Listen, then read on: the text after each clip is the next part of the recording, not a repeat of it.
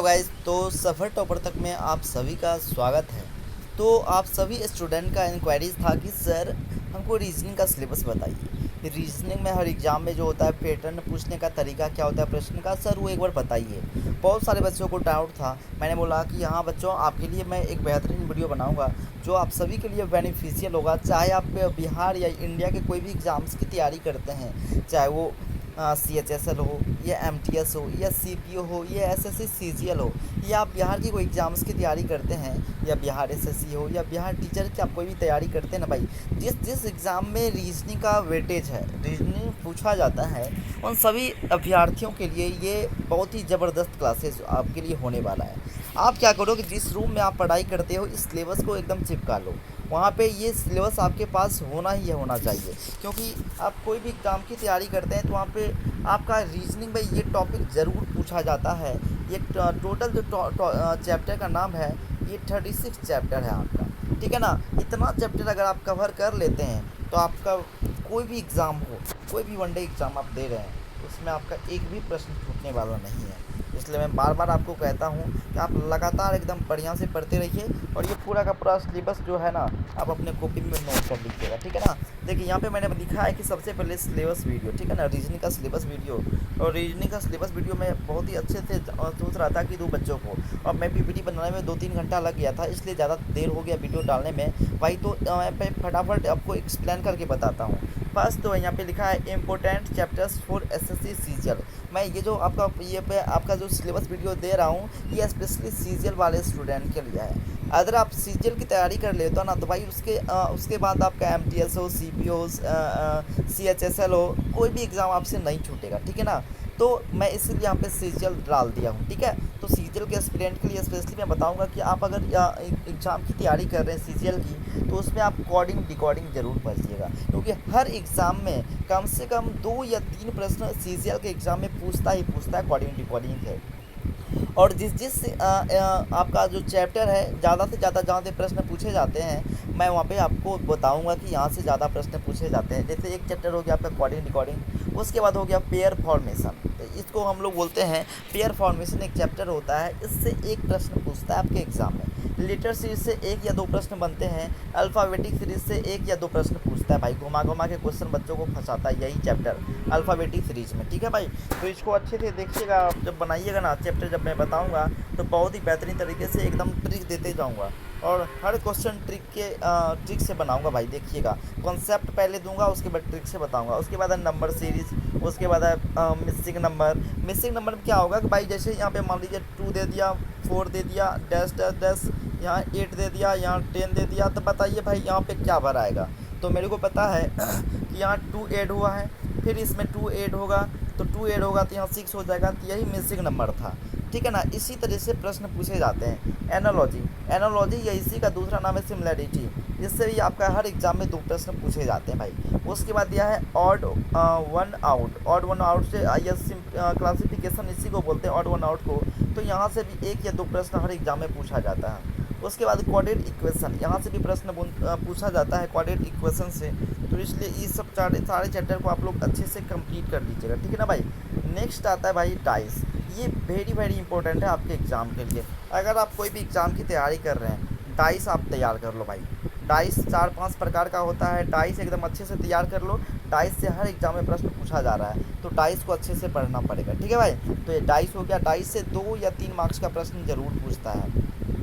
Counting of figure, तो इसमें जैसे सर्कल का काउंटिंग करने के लिए पूछेगा आपको, ट्रायंगल दे देगा, रेक्टेंगल दे देगा, पूछेगा बताइए इसमें से कितने त्रिभुज हैं, कितने वृत्त है, कितने कितने सीधी लाइन है। तो ऐसे ऐसे प्रश्न पूछे जाते हैं, ठीक है ना भाई। जैसे इसे बना दिया इस डायग्राम ऐसे करके, आपको पूछेगा बताइए इसमें कितने त्रिभुज हैं, तो ऐसे करके काउंट करके आपको बताना पड़ेगा। जब मैं चैप्टर बताऊँगा तो वहाँ पर आपको अच्छे से एक्सप्लेन करूँगा, इससे भी आपका 1-2 नंबर का पूछ ही लेता है एग्ज़ाम में। उसके बाद आइए ब्लड रिलेशन। तो ऐसा कोई भी वनडे एग्ज़ाम नहीं है जिसमें ब्लड रिलेशन का सवाल नहीं पूछता है। हर एक एग्ज़ाम में ब्लड रिलेशन का सवाल अभी के समय में आ रहा है। तो आपको ब्लड रिलेशन अच्छे से पढ़ना चाहिए, और जिन बच्चों का ब्लड रिलेशन वीक है तो वो बच्चे एकदम अच्छे से तैयारी कर लीजिए ब्लड रिलेशन को, ठीक है ना भाई।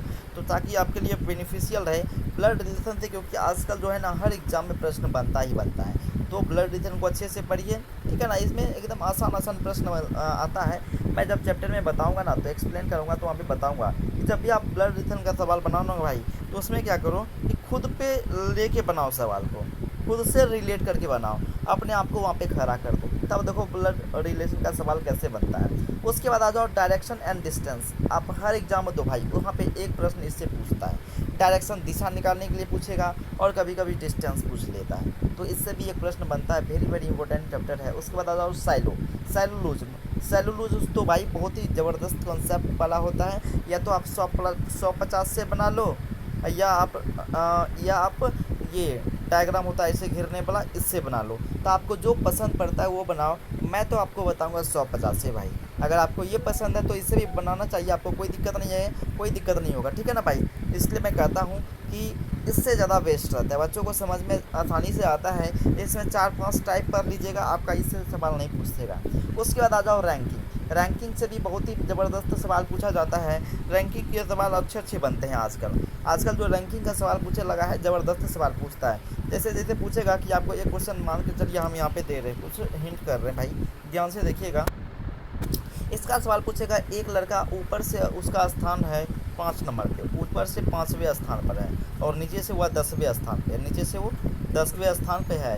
तो बताइए टोटल छात्र की संख्या कितना है, बताइए। तो एक जो ऐसा छात्र है जो बीच में है, ऊपर से भी उसका काउंट हो रहा है, ऊपर से भी उसका काउंट हो रहा है, और उसका नीचे से भी काउंट हो रहा है, ऊपर से भी उसका काउंट हो रहा है, ठीक है ना।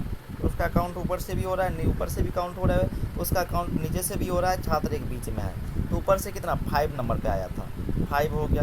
नीचे से 10वें स्थान पर था, 10 हो गया। 10 5 15, उसमें से एक घटा दीजिए, हो जाएगा 14 छात्र इसमें टोटल था। तो क्योंकि इस छात्र का 2 बार काउंट हुआ, एक तो ऊपर से हो गया, एक तो नीचे से हो गया, इसलिए एक मैंने घटा दिया, तो 14 छात्र टोटल इसमें था। ऐसे ऐसे प्रश्न पूछे जाते हैं। ये बेसिक टाइप का प्रश्न था, लेकिन इससे भारी भारी प्रश्न पूछे जाते हैं इस क्वेश्चन में। तो जब मैं चैप्टर को स्टार्ट करूँगा तो बहुत ही डीपली में लेके पढ़ाऊँगा आपको, ठीक है ना भाई। इसलिए घबराने को नहीं, अच्छे से पढ़िए, ठीक है ना भाई। बस सिलेबस को अपने रूम में आज नोट कर लीजिए, उसके बाद तो स्टार्ट कर ही देंगे। उसके बाद नेक्स्ट चैप्टर है 16 नंबर। उसके बाद कहते हैं सिटिंग आर्गूमेंट। चैप्टर का नाम क्या है, सिटिंग आर्गूमेंट। उसके बाद अगला नेक्स्ट प्रश्न है पजल। पजल से प्रश्न पूछा जाता है। उसके बाद अगला है नेक्स्ट वेन डायग्राम, इससे भी अच्छे अच्छे सवाल बनते हैं। उसके बाद आ जाएगा इनक्वालिटीज़, तो इससे बेस्ट सवाल बनता है। इसका कॉन्सेप्ट समझना बहुत ही ज़रूरी होता है। इससे प्रश्न पूछता है, कम से कम 1 या 2 सवाल पूछ देता है, 2 सवाल लगभग में। और इसका कॉन्सेप्ट थोड़ा खतरनाक है, जो कि बच्चे से माइंड पढ़ता है, बच्चा ख़त्म किया और माइंड से निकल जाता है। ये एक ऐसा चैप्टर है जो पढ़ने के जस्ट बाद ही तुरंत माइंड से निकल जाता है। इस चैप्टर में प्रैक्टिस जितना बहुत अधिक हो, जितना हो पाएगा मैं प्रैक्टिस बार बार करवाऊँगा। कम से कम 50-100 सवाल तो लगा ही दूंगा भाई इस पर। तो आपको एकदम चिंता नहीं करिए, आराम से पढ़ना है, धीरे धीरे पढ़ना है, एकदम पकड़ बना के रखना है, ठीक है ना भाई। तो इस चैप्टर में क्या इनक्वालिटीज़ को अच्छे से ध्यान से कॉन्सेप्ट के साथ पढ़ना है। नेक्स्ट क्वेश्चन आइएगा, बहुत कहते हैं इनपुट आउटपुट। ये चैप्टर भी आपके एग्जाम में बहुत बार पूछा गया है। इनपुट आउटपुट से 1-2 सवाल बन ही जाते हैं आपके एग्जाम में। तो इस सवाल को भी इस चैप्टर को भी हम लोग देख लेंगे, ठीक है। अगले चैप्टर है भाई कि स्टेटमेंट एंड आर्गूमेंट। ये चैप्टर है, इससे भी एक सवाल पूछते हैं कभी कभी, और कभी कभी इससे सवाल नहीं भी आते हैं। स्टेटमेंट एंड एजंक्शन, इससे भी एक सवाल बनते हैं, और कभी कभी एग्जाम में नहीं भी पूछा जाता है इससे प्रश्न। और आगे देखिए अगला नेक्स्ट सवाल जो है स्टेटमेंट कंक्लूजन एंड एफेक्शन, इससे भी एक सवाल पूछा जाता है, और नहीं तो कभी कभी एग्जाम में नहीं भी पूछा जाता है। ये सब उतना इंपॉर्टेंट चैप्टर्स नहीं है, लेकिन हाँ कभी कभी एक सवाल इस चैप्टर से एक सवाल उठा लिया जाता है। इससे एक सवाल हमेशा आता है कोर्स ऑफ एक्शन से, इससे एक सवाल बनता है, हर एग्जाम में बनता है। कोर्स ऑफ इफेक्ट, इससे भी एक प्रश्न बनता है। डाटा सफिशिएंसी, इससे पाई बाई बहुत ही तगड़ा का कंसेप्ट है, इसमें भी तगड़ा कंसेप्ट होता है। इसके कंसेप्ट को समझिएगा ध्यान से भाई, और इसके कंसेप्ट में बहुत ही एकदम धीरे धीरे बताऊंगा, और इसमें बहुत ही अधिक खतरनाक कंसेप्ट है। तो इसके कंसेप्ट को आप ध्यान से समझिएगा, समझने की कोशिश करिएगा, ताकि पूरे का पूरा चीज़ आपके अंदर नॉलेज आ पाए, ठीक है ना। नेक्स्ट पॉइंट आइए, अगला है मैट्रिक्स। मैट्रिक्स में बहुत ही आसान सा सवाल बनता है भाई आपके पास दिमाग है, आपका अगर नज़र मजबूत है, स्ट्रॉन्ग है, तो मैथ्स का सवाल ही सेकंडों में उड़ा के करके ले जाओगे भाई, ठीक है ना भाई। नेक्स्ट सवाल जो आपका आता है पेपर कटिंग एंड फोल्डिंग, इससे एक या दो सवाल हर एग्जाम में पूछा जाता है। नेक्स्ट आता है water image and mirror image, इसको तो भाई एक एक दिन में ये सब चैप्टर खत्म होने वाला है, बहुत ही आसान आसान चैप्टर है। जैसे पूछ देगा आपको कि बताइए ए यहाँ पे खड़ा है, इसका मिरर इमेज बनाइए, तो ए का ए ही बन जाएगा ऐसे करके। जैसे बी का पूछेगा मिरर इमेज बनाइए, मिरर इमेज, तो ऐसे करके ये उल्टा हो जाएगा। तो जब चैप्टर में चलेंगे भाई तो बहुत ही आसान तरीके से मैं बताने की कोशिश करूँगा और भी बेहतरीन तरीके से। तो मिरर इमेज और वाटर इमेज से कितने प्रश्न पूछते हैं भाई, तो एक प्रश्न इससे ज़रूर पूछा जाता है, ठीक है ना। वाटर इमेज हो या मिरर इमेज हो, इससे एक प्रश्न पूछा जाता है। एम्बेडेड ऑफ फिगर, इससे भी एक सवाल बनता है भाई। ये चैप्टर बहुत ही छोटा छोटा चैप्टर है, अब जो चैप्टर आएगा बहुत ही मस्त मस्त चैप्टर है भाई, ठीक है ना। ग्रुपिंग एंड क्या लिखा है भाई, ग्रुपिंग ऑफ आइडेंटिकल फिगर, इससे भी एक सवाल बनता है। कॉम्प्लिकेशन ऑफ फिगर, ये इससे भी एक सवाल बनता है। सीरीज से कभी कभी दो सवाल या तीन तीन सवाल उठा लेता है। एनालॉजी बहुत ही इंपॉर्टेंट चैप्टर है, इससे कभी कभी तीन सवाल उठा लेता है या दो सवाल उठाता है। क्लासिफिकेशन से एक या दो सवाल तो हर एग्जाम में पूछता है। फिगर फॉर्मेशन, इससे एक सवाल पूछता है। तो ऐसे आपका इंपॉर्टेंस है, टोटल चैप्टर ये है आपका। आप चाहो तो इसका नोट बना के अपने रूम में चिपका सकते हैं आप, तो नोट बना के रख लीजिएगा, तो भाई कोई दिक्कत होगा नहीं और अच्छा रहेगा आपके लिए, ठीक है ना भाई।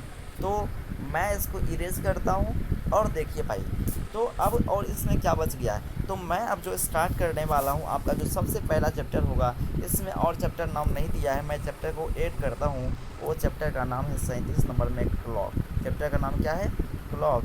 Clock chapter very very important है। आपका एसएससी का सवाल हो या बैंकिंग का सवाल हो या बिहार एसएससी का सवाल हो, सीजीएल, सीपीओ, सीएचएसएल, एमटीएस, हर एग्ज़ाम में एक या दो प्रश्न बनता है। तो सबसे पहले कंसेप्ट लेके आऊँगा क्लॉक का, तो क्लॉक ही हम चैप्टर सबसे पहले स्टार्ट करेंगे, ठीक है ना भाई। तो अगर आप लोग क्लॉक पढ़े हैं तो बहुत अच्छी बात है, नहीं पढ़े हैं तो एकदम ट्रिक से क्वेश्चन को सेकंडों में उड़ाने के लिए सिखाएंगे। ऐसा कंसेप्ट आप कहीं भी यूट्यूब पे नहीं सीखे होंगे क्लॉक का, जो मैं आपको कल देने वाला हूँ। एकदम ध्यान से पढ़ते रहिए और ध्यान से नोट्स बनाते रहिए आप लोग। कोई दिक्कत आपको होता है तो कमेंट बॉक्स में लिखिए कि यहाँ प्रॉब्लम है सर, यहाँ पे मैं इसका सॉल्यूशन मैं फिर आपको दूंगा, ठीक है ना भाई। तो अच्छे से पढ़ते रहिए, मिलते हैं नेक्स्ट वीडियो में, तब तक लिए जय हिंद जय भारत।